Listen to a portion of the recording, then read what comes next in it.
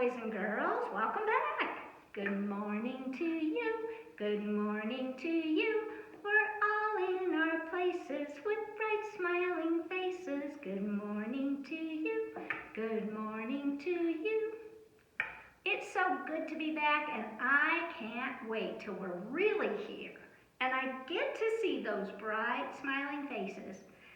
Not yet, but we're getting closer. Hopefully soon we'll be able to get together. Shall we look for Susie this morning? I looked and looked for Susie, but where can Susie be? I looked beneath the kitchen sink, and I looked up in the tree. She's not there. Let's look into the bedroom. Perhaps she's hiding there. But no, she's not beneath her bed. And she's not behind the chair. Let's look into the closet, the one out in the hall. If she's not there, then I don't think she's in this house at all. Oh my, I just remembered, it's Sunday after 9.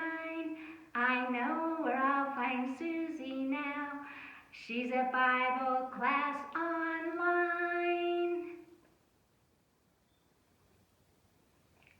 Isn't it fun that we get to have Bible class online? Look, we're looking at our computers, aren't we? Or maybe our TV screens. But we're online and we get to have Bible class together. That's so fun. Shall we do our Plant a Rock song? That's such a fun one. If I plant a rock, tell me, will it grow? Oh no, no, oh no, no. A rock is not a living thing, it won't grow. God did not plan for rocks to grow.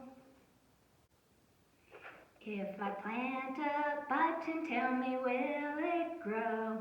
Oh no, no, oh no, no. A button's not a living thing, it won't grow. God did not plan for buttons to grow. If I plant a penny, tell me, will it grow? Oh no, no, oh no, no. A penny's not a living thing, it won't grow. God did not plan for pennies to grow. If I plant a Lego, tell me, will it grow? Oh no, no, oh no, no.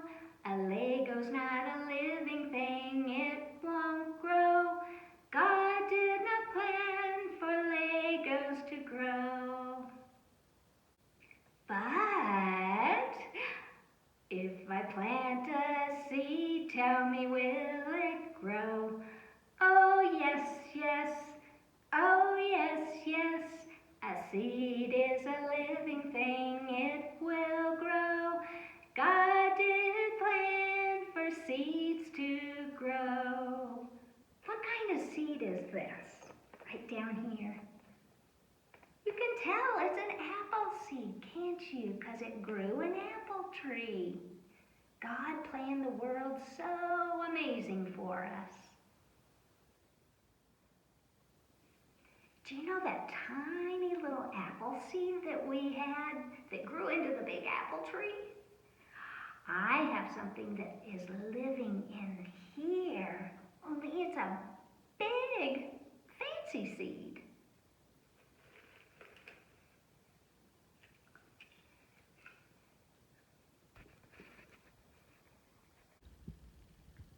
So this is a big, fancy seed. It's called a bulb, a tulip bulb, and the sprout is starting to come out. You can't see that there's a flower in this seed, but if you plant this underground. It sleeps all winter long. It doesn't do anything that we can see. And then in the springtime, do you know what happens? Out of this fancy seed, we get tulips. These are the flowers that come from those big fancy seeds, those tulip bulbs. They're one of my favorite flowers. They don't really smell, but they're so pretty to look at, and they're one of the first flowers that show up in the springtime. Aren't they fun? God has made such a beautiful world for us to enjoy. So just like when we look at this fancy seed, this bulb, we can't see there's a flower in there, but we know in the springtime a flower will come out, just like that. We don't have to see it to know it's there, right? And then it proves itself. It proves that there's a flower there when we see it in the springtime. But in our lesson today, it's about, well, it's a fun lesson that you'll remember from probably hearing it before. But there is something that we don't normally see, and they get to see it in our lesson today. Our Bible lesson today, found in God's Word, is found in the book of Daniel, just like we studied about last week. Only this is Daniel chapter 3.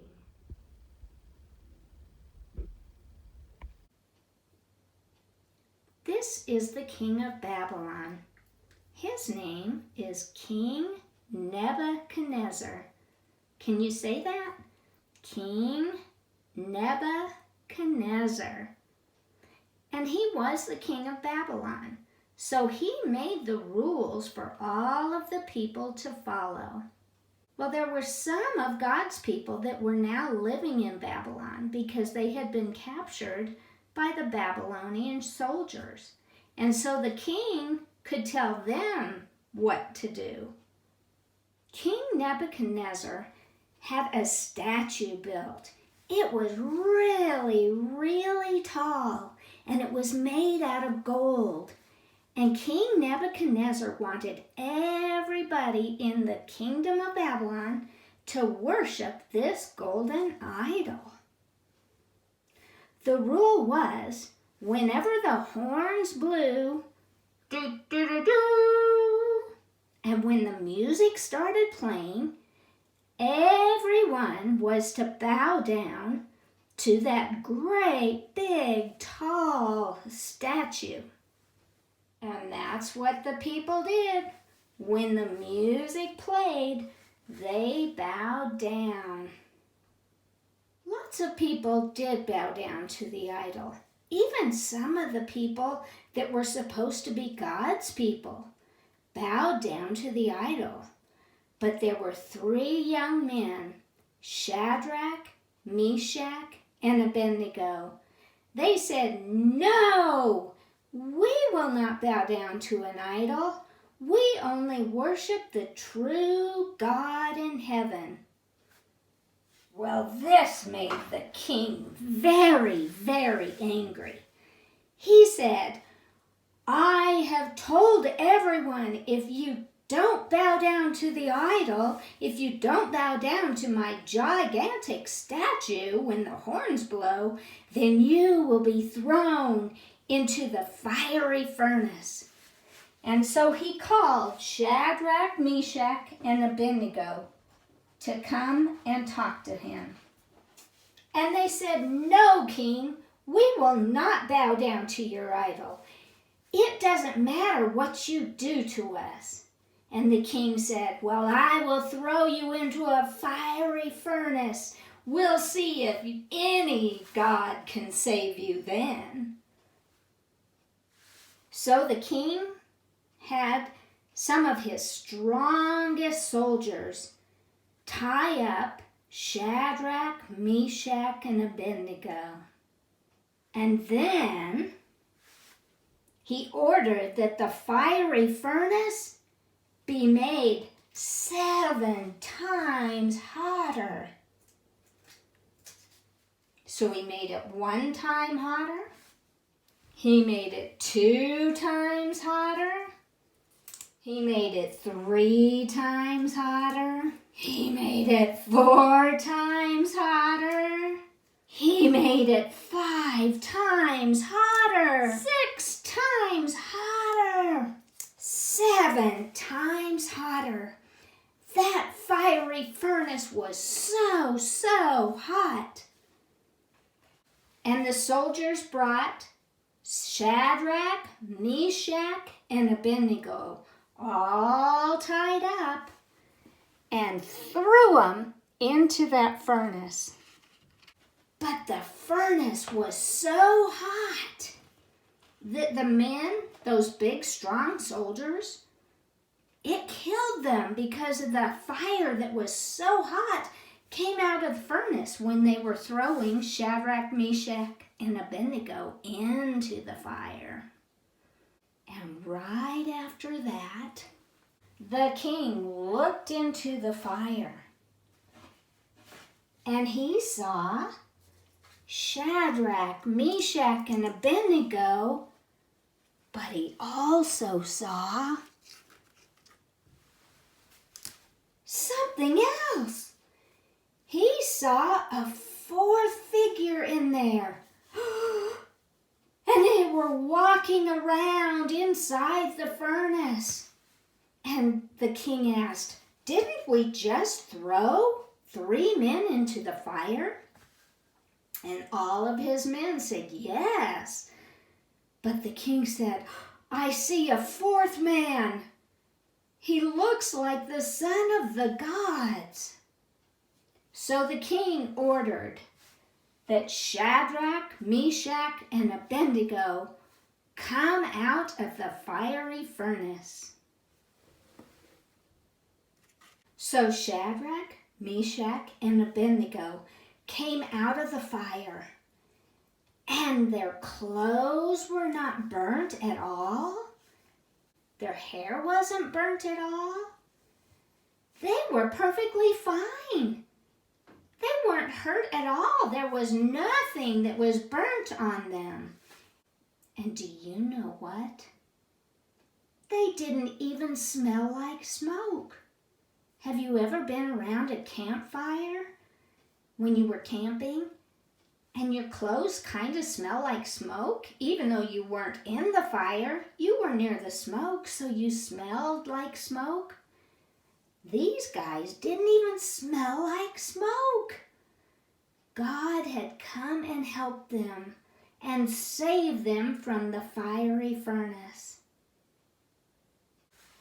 And the king was amazed, and everybody who saw Shadrach, Meshach, and Abednego, they were amazed that they weren't hurt at all.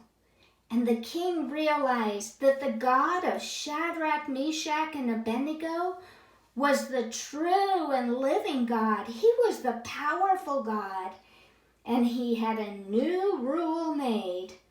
Nobody can speak against the God of Shadrach, Meshach, and Abednego. If you speak against their God, you're going to be the one that gets punished. So God showed how powerful he was, and King Nebuchadnezzar realized that their God, the God of Shadrach, Meshach, and Abednego, was the true and powerful God. Isn't that such a fun lesson? It really happened too. That was amazing. Shall we sing our Shadrach, Meshach, and Abednego song? Shadrach, Meshach, Abednego, Abednego, Abednego. Shadrach, Meshach, Abednego, in the fiery furnace. They did not burn at all, burn at all, burn at all. They did not burn at all. God saved them. God saved them, didn't he? When the king looked in, King Nebuchadnezzar looked in the furnace, he saw the three boys, but he saw something else, a fourth figure. That was God's helper, taking care of Shadrach, Meshach, and Abednego. Now, can we usually see God? We can't see God, but we can see all the wonderful things that God has made for us, right? Like those pretty tulips that we've talked about. God made those.